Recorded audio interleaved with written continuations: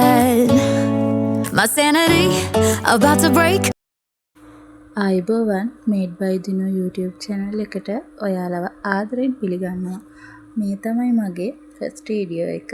මේ වීඩියෝ එකෙන් කියලා දෙන්නේ කළු දුදල් හදන්නේ කොහොමද කියලා. ඉතින් හැමෝම කන්න ආස කෑමක්නේ කළු දුදල් කියන්නේ. අපි දැන් බලමුකෝ ඕන කරන අමුද්‍රව්‍ය මොනවද කියලා. හරි. මුලින්ම අපි ගන්න ඕනේ හොඳට පැහුණු පොල් ගෙඩි 2ක කිරි. මේ කිරි ගන්නකොට වතුර ගොඩාක් දාලා මිරික ගන්න එපා. අපි මිරික ගන්න ඕනේ වතුර අඩු ප්‍රමාණයක් දාලා. ඊට පස්සේ මේ මිරික ගත්තු කිරි අපි නැවත වතාවක් පෙරන්න ඕනේ. පොල් කුඩු හිටින්නේ නැති වෙන්න. මොකද නැත්තම් අපේ දොඩොල් එක අඩිය කර වෙන්න බලනවා. ඒක නිසා තමයි අනිවාර්යෙන් ඕගොල්ලෝ මේක දෙපාරක් පෙරා ගන්න. ඊට පස්සේ අපිට කරන්න තියෙන්නේ සීනි ඉපේ තියලා ඒක කැරමල් කරගන්න ඕනේ. අපි සීනි කැරමල් කරගන්නේ දොඩොල් එකේ පාට ගන්න සීනි පෙනී එක හදාගන්න. මේ විදිහට රිපේ තියලා මේකේ තද පාටක් වෙනකම්ම කැරමල් කරගන්න කරගන්න නම් එපා. මේක තද පාටක් වීගෙන එනකොට අපි කරන්න ඕනේ හොඳට නටන උණු වතුර කෝප්ප භාගයක් මේ පෙන්නන විදිහට දාගෙන ඊට පස්සේ මේ වගේ එක පැණි එකක් වගේ හැදෙනවා.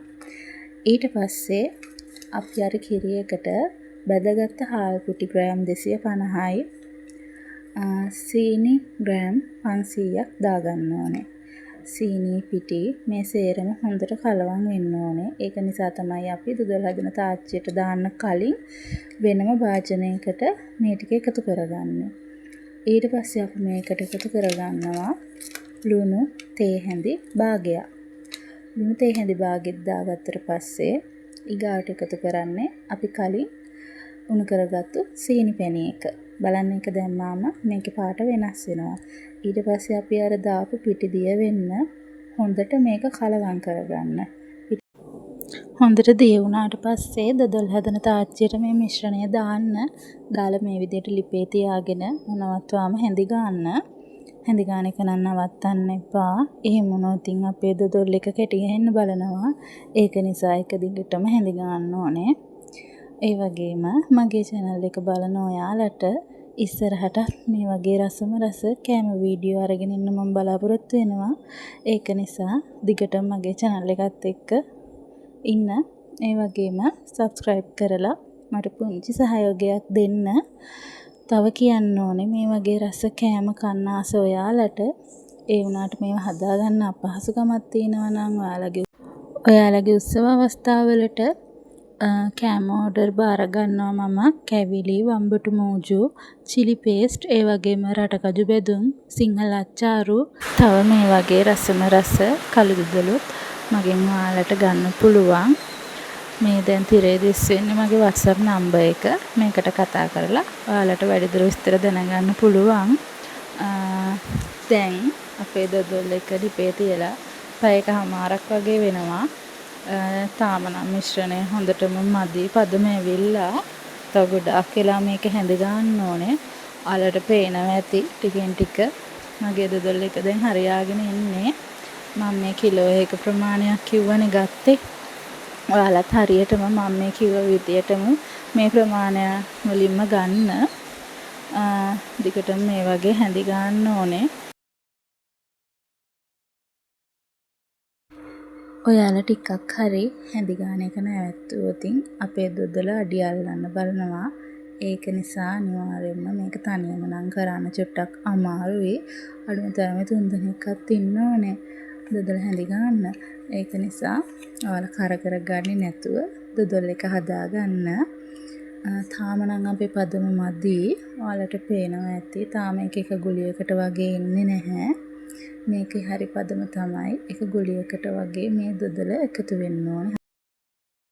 ඊට පස්සේ අපි දැන් මේකට දාගන්න ඕනේ අපි කලින් තියාගත්තු රටකඩු ග්‍රෑම් 100 ඒ වගේම එනසාල් කුඩු. එනසාල් කුඩු තේ හැඳි භාගයක් විතර එකතු කරගෙන ආයමත් නනවත්වා හැඳි ගන්න. අනේ සෝරි මට කියන්න ඕනේ මේ වෙලාවේ දොඩොලේ තෙල් ගන්න වීඩියෝ එක නම් මට ගන්න බැරි වුණා. මොකද මම තමයි ඒක තෙල් අයින් කරේ. ඒක නිසා මට ඒක වීඩියෝ කරගන්න බැරි වුණා. මේ තෙල් අයින් කරාට පස්සේ මේ වගේ හොඳට හැඳි ගන්න ඕනේ. හැඳි ගන්න එක නවත්තන්න නම් එපා.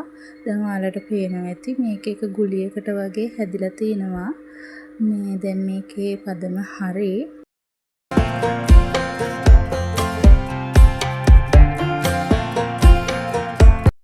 මේ වෙලාවට ඔයාලා තැටියක් එහෙම ලෑස්ති කරගන්න. ඊට පස්සේ මේ පෙන්නන්නේ මම තැටියට දාගත්තට පස්සේ ඔයාලට පේනවා ඇති තෙල් අයින් කරත් තැටියෙත් මේ කොන් වලට තෙල් එකතු වෙලා තියෙනවා. අපිට පුළුවන් මේ තෙල් ටිකත් බේරලා අයින් කරගන්න. මේ තියෙන්නේ අපි හදපු රසම රස දොදල හරියටම කිලෝ එකට වැඩියෙන් තිබුණා. මේක කිලෝ 1 ග්‍රෑම් 340ක් වගේ තිබුණා.